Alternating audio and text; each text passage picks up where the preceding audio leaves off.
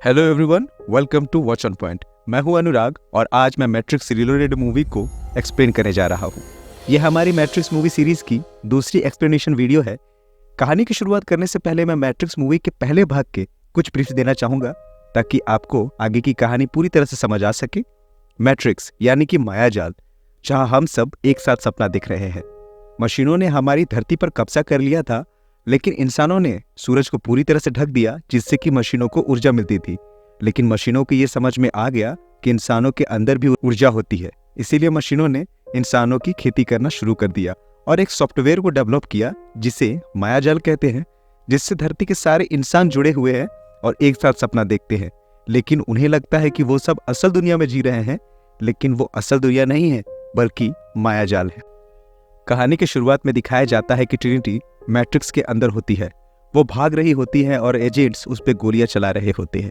एक गोली ट्रिनिटी के पेट के अंदर लगती है और वो छत से गिरने लगती है। तभी नियो अचानक नींद से उठ जाता है। ये सब उसका सपना होता है। अगर आप लोगों को याद नहीं है कि एजेंट कौन होते हैं, तो मैं आप लोगों को बताना चाहूंगा कि मैट्रिक्स के अंदर हम सभी प्रोग्राम से जुड़े हुए हैं, लेकिन कुछ लोग इस सच्चाई को जान पाते हैं कि हम मायाजाल के अंदर हैं। इसीलिए उन लोगों को रोकने के लिए बनाए गए प्रोग्राम्स एजेंट कहलाते हैं।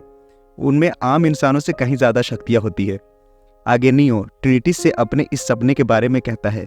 उसके बाद हमें दिखाया जाता है कि मैट्रिक्स के अंदर ही जायंट सिटी के लोग आपस में मीटिंग कर रहे होते हैं और बात कर रहे होते हैं कि मशीन उनकी तरफ लगातार बढ़ रहे हैं और बहुत जल्द जायंट सिटी पहुंच जाएंगे और जायंट सिटी को तबाह कर देंगे। तभी वहां पर एजेंट आ जाते हैं, लेकिन नियो भी वहीं पे होता है। वो उन सब से लड़ने लगता है, उन सबको रोक के रखता है और तब तक सब लोग मायाजाल से रियल वर्ल्ड में आ जाते हैं। लेकिन नियो नहीं आता। वो ओरेकल को ढूंढने जाता है क्योंकि उसके मन में कई सवाल होते हैं। वो उनका जवाब पाना चाहता है, लेकिन ओरेकल कहीं भी नहीं मिलती। उसके बाद हमें सीधा रियल वर्ल्ड में नियो और उसके साथियों को दिखाया जाता है जो कि जायंट सिटी पहुंच चुके हैं। वहां पर महाशक्तिमान को देखकर लोग बहुत खुश होते हैं। इधर मॉर्फियस जायंट सिटी के कमांडर से कह रहा होता है, बहुत जल्द मशीनें जायंट सिटी पर हमला करने वाली है और इस बात को हमें आज शाम होने वाले जलसे में सभी लोगों को बता देना चाहिए। लेकिन कमांडर कहता है कि ऐसा बताने से सभी लोगों में डर का माहौल आ जाएगा। सभी लोग युद्ध के लिए अभी तैयार नहीं है। लेकिन इन सब के बावजूद जश्न में मॉर्फियस सभी को सच्चाई बता देता है। वो बताता है कि मशीनें बहुत जल्द जायंट सिटी पर हमला करने वाली है। हम सबको मिलकर लड़ना होगा। हम सबको इंसानों के वजूद के लिए लड़ना होगा, जिससे पूरी जायंट सिटी में हिम्मत आ जाती है और सभी लोग बहुत ही जोश से मॉर्फियस का समर्थन करते हैं। इधर मायाजाल में दिखाया जाता है कि दो लोग एजेंट से बच के भाग रहे होते हैं, जिसमें से एक फोन के जरिए मायाजाल से बाहर निकल जाता है, मगर दूसरा निकलने ही वाला होता है। लेकिन वहां पे एजेंट स्मिथ आ जाता है। एजेंट स्मिथ वही एजेंट है जिसे नियो ने पहले भाग में मार दिया था, लेकिन मरने के बाद अब उसमें ऐसी काबिलियत आ चुकी है कि वो किसी भी प्रोग्राम को मायाजाल के अंदर अपने आप में बदल सकता है। जिसके बाद वो उस आदमी को एजेंट स्मिथ बना देता है और फोन के जरिए मायाजाल से बाहर वास्तविक दुनिया में आ जाता है।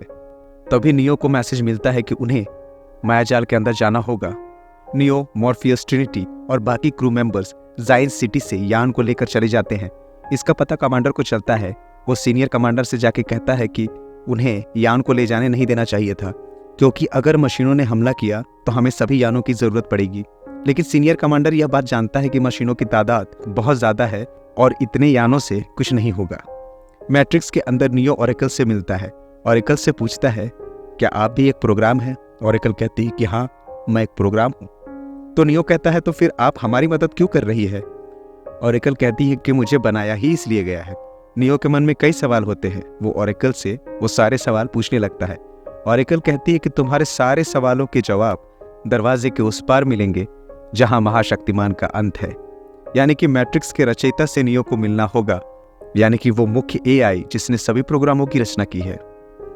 ओरेकल नियो को बताती है कि उसे मुख्य कंप्यूटर तक यानी कि रचयिता तक पहुंचने के लिए चाबी वाले की जरूरत पड़ेगी और वो चाबी वाला एक बहुत ही ताकतवर प्रोग्राम के पास बंदी है।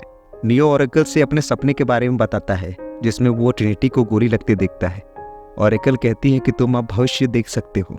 तुम में भविष्य देखने की शक्ति आ चुकी है, मगर तुम्हें भविष्य में किसी एक को चुनना होगा, एक मुश्किल फैसला करना होगा। नियो पूछता है कि ऐसा मैं क्यों करूंगा? ओरेकल कहती है, क्योंकि महाशक्तिमान यही करते हैं। ये कहकर वो वहां से चली जाती है। दोस्तों, मैं आप सभी लोगों को बताना चाहूंगा कि ये सारी बातचीत जो इन दोनों के बीच यहाँ पे हुई होती है, ये सब कुछ आपको कहानी में आगे समझ आएगा कि आखिर ओरेकल ने ऐसा क्यों कहा कि महाशक्तिमान यही करते हैं। जिसके बाद वहां पर एजेंट स्मिथ आ जाता है। नियो उसको देखकर बहुत चौंक जाता है, क्योंकि पहले भाग में उसने एजेंट स्मिथ को मार दिया था। स्मिथ नियो को बताता है कि जब उसने उसको मारा तब उसकी शक्ति का कुछ अंश उसके अंदर रह गया था, जिससे उसने खुद को रीडेवलप कर लिया। लेकिन इस बार वो मैट्रिक्स से जुड़ा हुआ एकमात्र प्रोग्राम नहीं है, बल्कि एक इंडिविजुअल एआई बन गया था, जो कि किसी भी प्रोग्राम को मैट्रिक्स के अंदर अपने आप में बदल सकता है। और देखते ही देखते वहां पर बहुत सारे एजेंट स्मिथ आ जाते हैं। नियो को भी एजेंट स्मिथ बनाने की ये सारे लोग मिलकर कोशिश करने लगते हैं, लेकिन नियो तो महाशक्तिमान है, इसलिए वो वहां पर उनकी खूब धुनाई करता है। मगर फिर भी उनकी तादाद लगातार बढ़ती जा रही होती है, जिसे देखकर नियो समझ जाता है कि एजेंट स्मिथ उसकी ताकत बहुत बढ़ चुकी है, इसीलिए वो वहां से उड़कर चला जाता है। बाहर वास्तविक दुनिया में नियो सबको बताता है कि मायाजाल के अंदर एजेंट स्मिथ ने दूसरे प्रोग्रामों को अपने जैसा बनाने का तरीका ढूंढ लिया है। वो बहुत ताकतवर हो चुका है। जिसके बाद मॉर्फियस, ट्रिनिटी और नियो तीनों वापस मायाजाल में जाते हैं, क्योंकि ओरेकल ने उनसे कहा था कि मुख्य कंप्यूटर तक पहुंचने के लिए उन्हें एक चाबी वाले की जरूरत होगी। इसलिए वो लोग मायाजाल में मेरोविंजिन नाम के एक आदमी से मिलते हैं। मेरोविंजिन चाबी वाले को देने से साफ साफ मना कर देता है। वो कहता है कि चाबी वाले पे सिर्फ उसका हक है। वो नियो और मॉर्फियस को वहां से निकल जाने के लिए कहता है। नियो आम लोगों के बीच झगड़ा नहीं करना चाहता है, इसलिए वहां से जाने लगता है। मॉर्फियस भी उसके साथ ही होता है, लेकिन तभी लिफ्ट में पीछे से मेरोविंजिन की बीवी आती है और कहती है, अगर तुम्हें चाबी वाले से मिलना है तो मेरे पीछे आओ।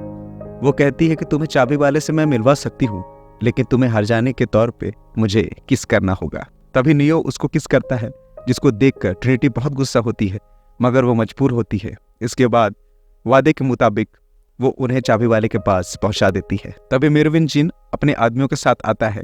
तभी उसकी वाइफ बताती है कि उसने चाबी वाले को नियो के हवाले कर दिया है, क्योंकि मेरोविंजिन ने अपनी वाइफ को धोखा दिया था। इसके बाद मेरोविंजिन के आदमी नियो पर गोलियां बरसाने लगते हैं। चाबी वाला, मॉर्फियस और ट्रिनिटी दूसरे रास्ते से बाहर भाग जाते हैं। सभी गोलियों को नियो अपनी शक्ति से रोक लेता है। वहां पर सभी लोगों के बीच एक जबरदस्त फाइट सीक्वेंस देखने को मिलता है। मेरोविंजिन के पास बहुत सारे अलग अलग किस्म के प्रोग्राम होते हैं, जो कि एजेंट की तरह ताकत रखते हैं, जिन्हें मारना बहुत ही मुश्किल होता है। वो लोग बड़ी ही चालाकी से नियो को ट्रिनिटी और मॉर्फियस से बहुत दूर पहाड़ी की चोटी पर भेज देते हैं। दूसरी तरफ बाकी लोग ट्रिनिटी, मॉर्फियस और चाबी वाले के पीछे पड़ जाते हैं।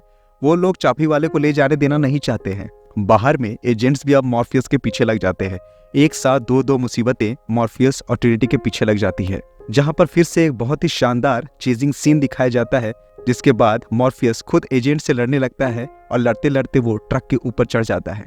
दोनों ट्रकों को एक दूसरे टक्कर मार देता है, जिससे कि एक बहुत ही भयंकर ब्लास्ट होता है और वो लोग ब्लास्ट में मरने ही वाले होते हैं। लेकिन तभी उड़ते हुए नियो वहां पे आके चाबी वाले और मॉर्फियस को बचा लेता है।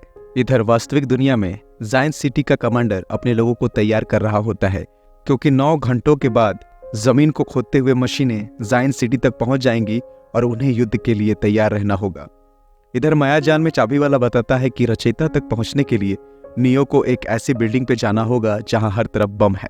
रचयिता तक पहुंचने का दरवाजा सिर्फ चंद सेकंड ही खुला रहेगा, इसीलिए महाशक्तिमान को बहुत तेजी दिखानी होगी और बहुत तेजी से उस दरवाजे तक पहुंचना होगा। और आखिरकार मॉर्फियस, नियो और चाबी वाला उस बिल्डिंग तक पहुंच ही जाते हैं। वो लोग रचयिता के द्वार तक पहुंचने ही वाले होते हैं, लेकिन वहां पर ढेर सारे एजेंट स्मिथ आ जाते हैं। वो लोग इन पे हमला कर देते हैं।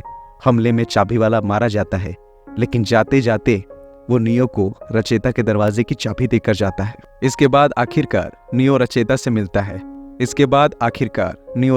मिलता है जिसने इस मायाजाल को बनाया है।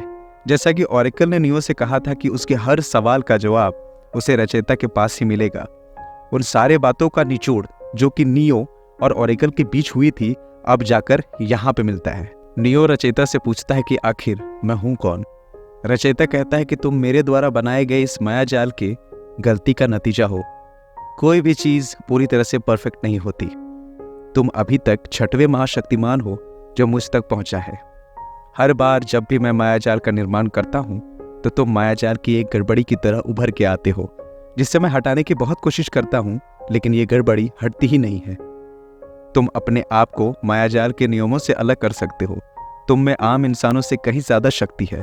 तुम वो कर सकते हो जो कोई नहीं कर सकता। और इस गड़बड़ी को मुझे हर बार ढूंढना पड़ता है, इसीलिए ओरेकल तुम्हें हर बार यहाँ आने का रास्ता बताती है और तुम यहाँ आते हो।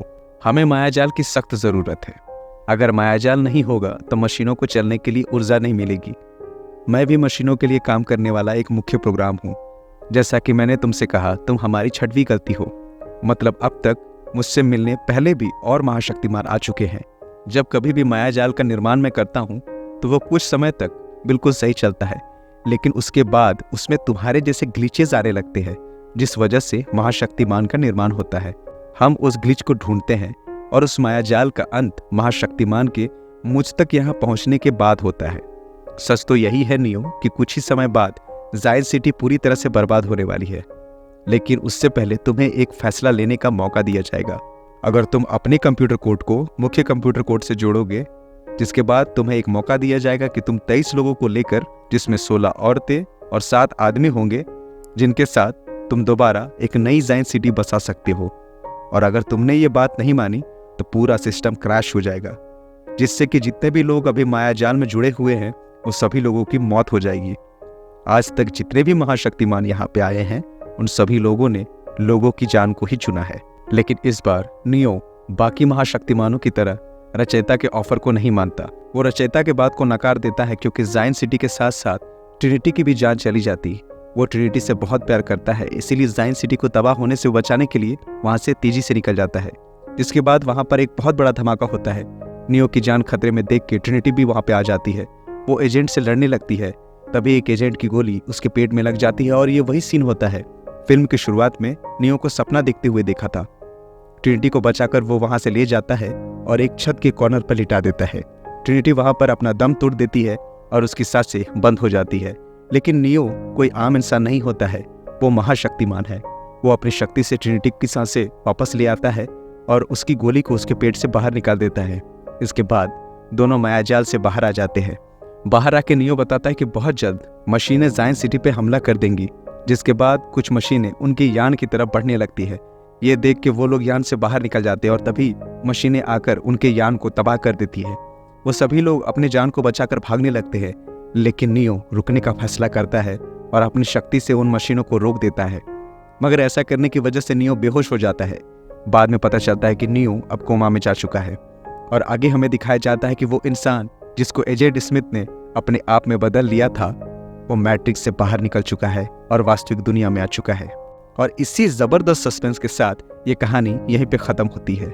दोस्तों, वॉच ऑन पॉइंट बहुत ही जल्द आप सभी लोगों के लिए इस मूवी सीरीज का तीसरा भाग लेकर आएगा, जिसमें आपको पता चलेगा कि एजेंट स्मिथ, जो कि वर्चुअल वर्ल्ड से अब वास्तविक दुनिया में आ चुका है, वो कैसी तबाही मचाएगा। ऐसे ही इंटरेस्टिंग मूवीज के एक्सप्लेनेशन को देखने के लिए वॉच ऑन पॉइंट को जरूर सब्सक्राइब करें। Thank you very much for watching. Keep watching watch on point.